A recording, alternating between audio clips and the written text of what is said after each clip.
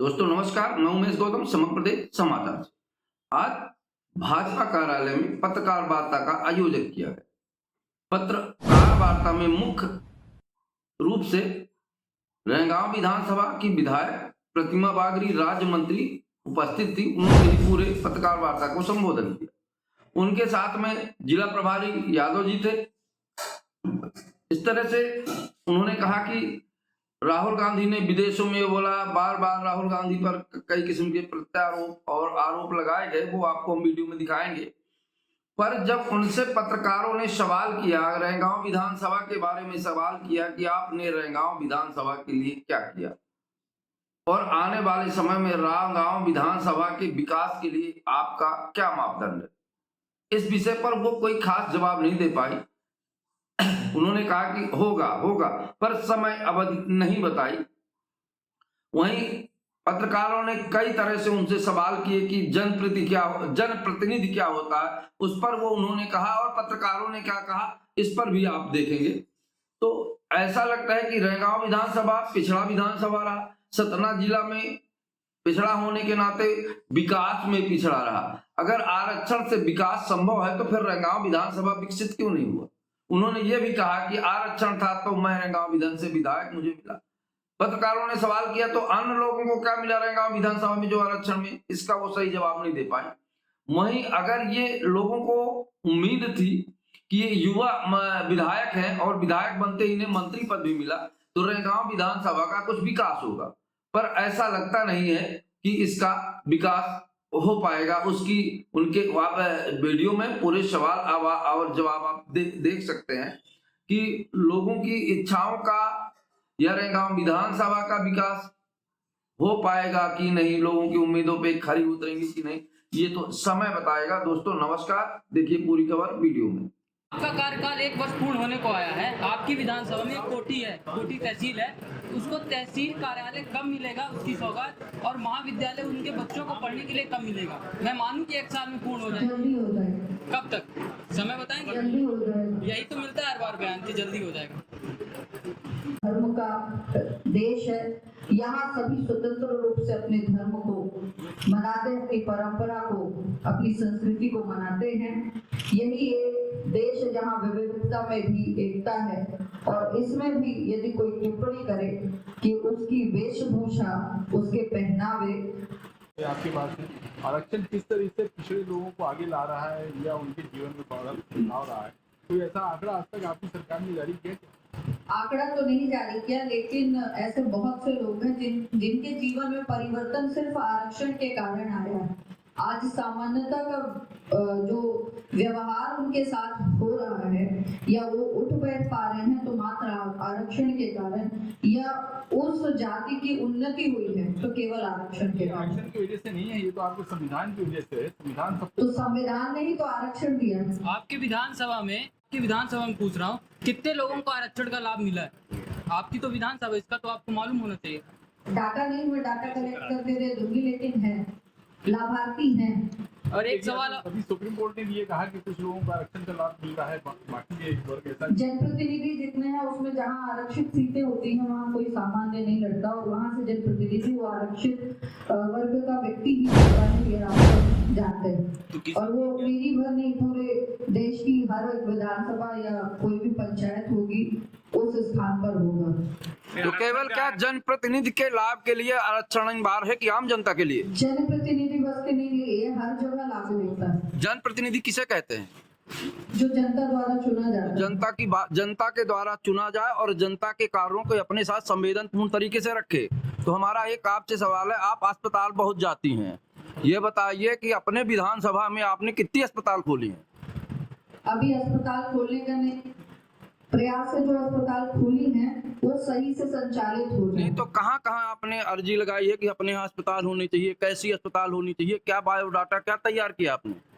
रेगांव की 100 बिस्तरी अस्पताल बनकर तैयार है। शीघ्र ही उसका लोकार्पण होगा और उसमें प्रयास रहेगा कि सारी एडवांस टेक्नोलॉजीज वहां पर हो, सारी एडवांस मशीनरी हो। साथ ही मेरा प्रयास है कि कोठी की जो अस्पताल है उसको भी हम अपग्रेड करें और उसमें भी एडवांस मशीनरी हो, जिसकी चर्चा चल रही है। ये तो पुराना है, मैं आपकी बात कर रहा हूँ, आपने क्या किया?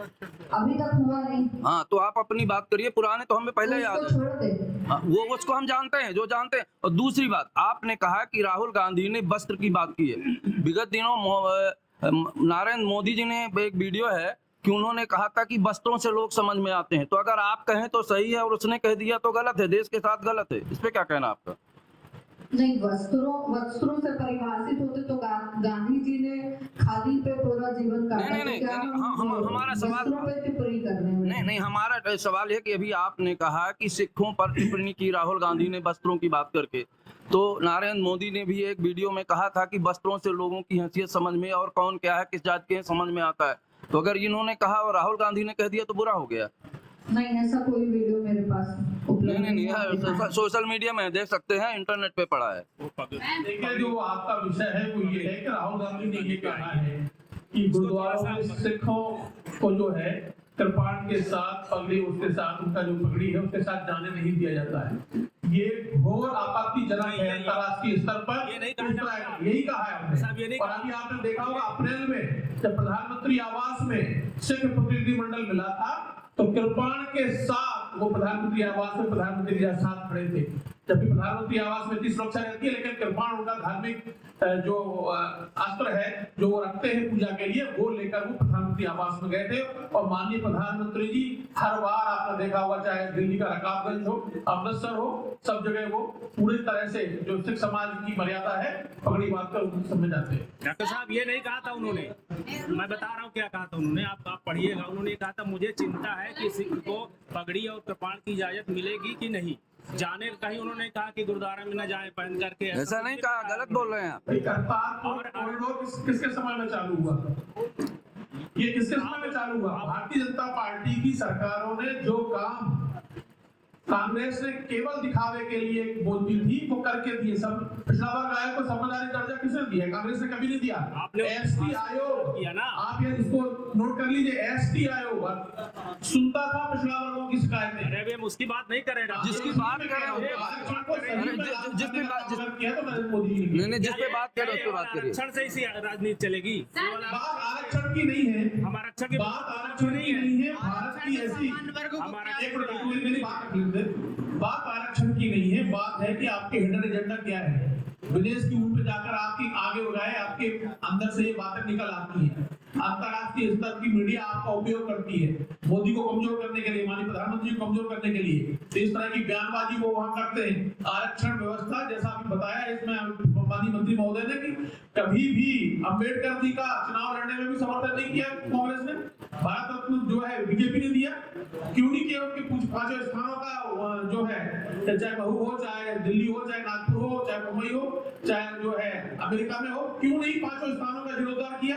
इन सबको अगर संसद में तेल चित्र हो, सारी चीजें अगर बढ़ाने का काम किया है तो भारतीय जनता पार्टी की सरकार और प्रधानमंत्री नरेंद्र मोदी जी। आपसे एक सवाल है, आपके कार्यकाल का 1 वर्ष पूरा हो गया है। संबंध में मंत्री जी ने कहा कि मंडल आयुक्त से 500 को रोकने का काम जो कांग्रेस। और मुझे ऐसा ध्यान आता है कि अभी आडवाणी के लिए आधार के आधार का आरक्षण होने के लिए मोहन भागवत जी ने बिहार के चुनाव के बाद पूछना चाहिए, जबरदस्ती आपकी पार्टी में तमाम अंदर से ये बातें की समीक्षा होनी चाहिए। और अब आप जो है देखिए, आप जो कह रहे हैं माननीय प्रधानमंत्री जी के ये जो आरक्षण को लेकर बयान है, मैं आपके सामने फिर दोहरा रहा हूँ, मेरे रहते संविधान और आरक्षण में खरोंच नहीं आएगी। तो क्या माननीय प्रधानमंत्री जी का वर्जन है, कांग्रेस के लिए संविधान राजनीतिक साधन हो सकता है, लेकिन हमारे लिए संविधान श्रद्धा और आस्था का केंद्र है। तो सामान्य वर्गों को क्या मिला इससे आरक्षण? सामान्य वर्गों को 10% किसने दिया? 10% केवल आपने पार्टी सरकार ने दिया है।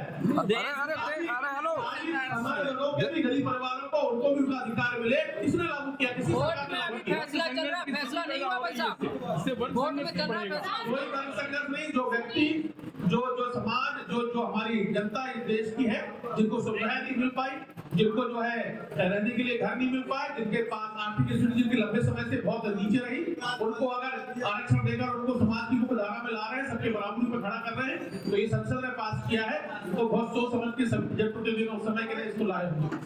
सामान्य वर्ग के लोग ज्यादा नंबर पा के पीछे रह जाते हैं, वहीं आरक्षण वाले नौकरी पा जाते हैं। इस पर आप क्या कहेंगे? आरक्षण सामान्य वर्ग को भी 10% भारतीय जनता पार्टी ने दिया है, लेकिन मेरा इतना ही कहना है कि विदेश की भूमि पर राहुल गांधी भारत को क्यों नीचा दिखाना चाहते हैं? भारत को क्यों नीचा दिखाना कितने परसेंट आरक्षण है गिराना चाहते हैं? पूछ लें अटल जी भी गए, नरसिम्हा राव ने अटल जी को भी भेजा। अटल जी ने स्वच्छ परंपरा विपक्ष के नेता के नाते भारत का वहाँ चाहे पहनावे के विषय को लेकर कहो, और एक प्रकार का इस प्रकार का बयान देकर के जिस प्रकार उन्होंने सिखों के बारे में भी बयान दिया, सामाजिक उन्माद फैलाना चाहते हैं और भारत की व्यवस्था की शांति व्यवस्था को वो भंग करना चाहते हैं और भारत की छवि को विदेश में वो धूमिल करना चाहते हैं।